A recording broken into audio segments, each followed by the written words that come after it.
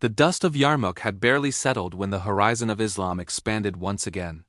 In the east stood the mighty Sassanid Empire of Persia, vast, ancient, and proud.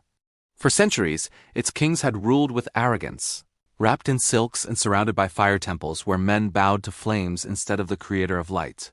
But their empire, once the envy of the world, had grown rotten from within.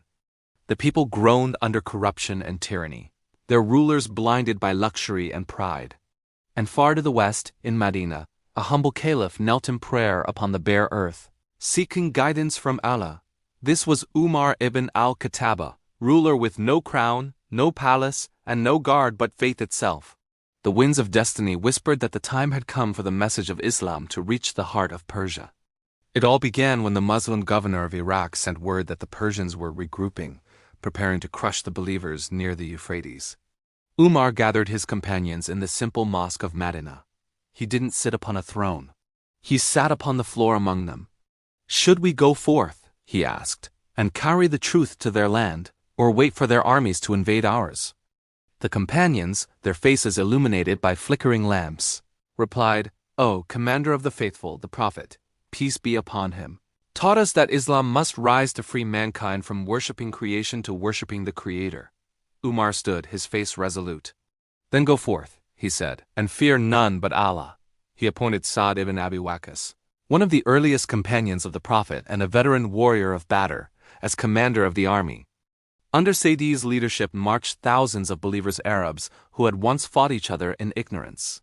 Now united under the banner of La ilaha illallah there is no God but God, they crossed deserts and rivers, sleeping under the stars, carrying neither gold nor luxury, only the Quran, their swords, and an unshakable faith. In the plains near a small town called Qadisiyyah, the two forces finally met. Facing the Muslims was Rustam, the legendary Persian general, leading what was said to be over 100,000 soldiers. There was cavalry clad in steel, war elephants draped in silver, and banners embroidered with gold. The Muslims numbered barely 30,000, yet their morale burned brighter than any flame the Persians had ever worshipped. Sa'd, struck with illness and confined to a rooftop observation post, led the battle while lying upon a cushion, directing his troops through messengers and prayer. The first clash shook the earth. The Persians advanced in shimmering lines, their elephants thundering forward, terrifying the horses of the Muslims. Clouds of arrows darkened the sky. For a moment, it seemed the Muslim lines might break. But then, the Muslim archers turned their aim toward the elephants' eyes and their riders. Chaos erupted among the Persian ranks. Sa'd's messengers carried verses of the Quran to inspire the fighters. "How many a small company has overcome a large company by the permission of Allah?" The warriors repeated these words as they charged, their voices rising in unison with the roar of battle.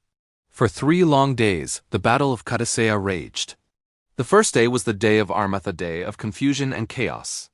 The second was the day of Agwath, when reinforcements arrived for the believers, bringing fresh hope and courage. And the third was the day of Umas, when the tide of fate finally turned. In the darkness of night, while the Persians rested, the Muslims launched a surprise attack. They stormed Rustam's camp.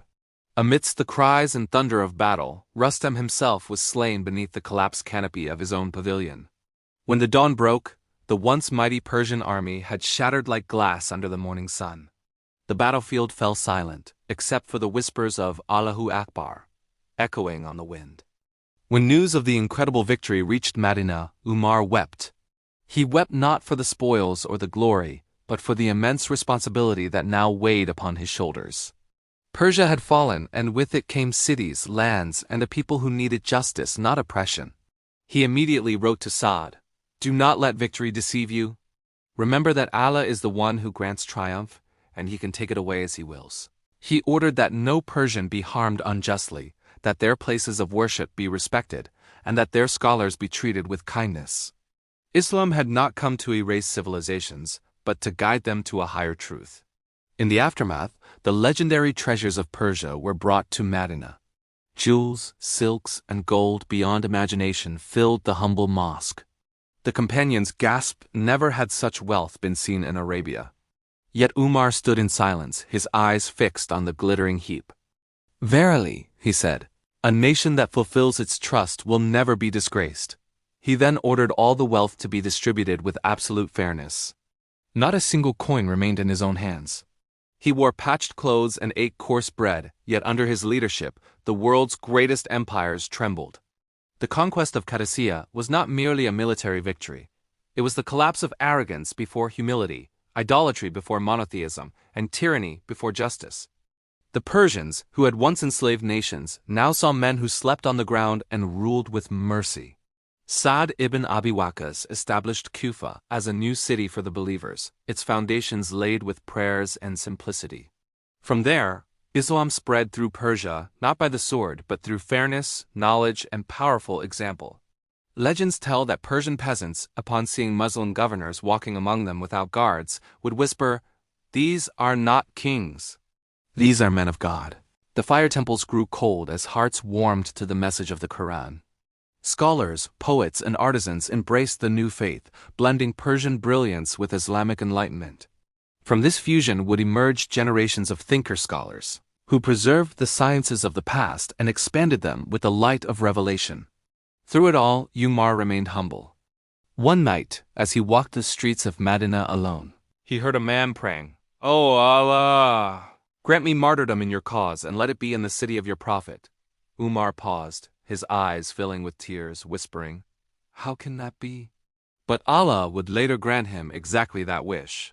The conquest of Persia marked the moment when Islam transcended Arabia and became a world civilization. The Battle of Qadisiyyah symbolized more than the fall of an empire. It was the triumph of principle over power, simplicity over splendor, and truth over falsehood. The mighty palaces of Ctesiphon would soon echo with the call to prayer, and the banners of Islam would rise where once stood the emblems of fire and pride. As the dust of Qadisiyyah settled, Umar ibn al-Khattab continued to rule from his humble home, fearing the day when Allah would ask him about every soul under his care. His empire spanned thousands of miles, yet he owned little more than a patched robe and a heart full of unwavering faith. And so, the world learned a timeless truth that true greatness is not built by conquest, but by character. The Persians had fallen, but humanity had risen. From the sands of Arabia to the palaces of Persia, the light of Islam spread not by force, but by justice, compassion, and the courage of those who feared none but Allah. Thank you for watching. If you were moved by this story, make sure to like, subscribe, and hit that bell icon so you don't miss our next episode on the incredible conquest of Jerusalem. See you then.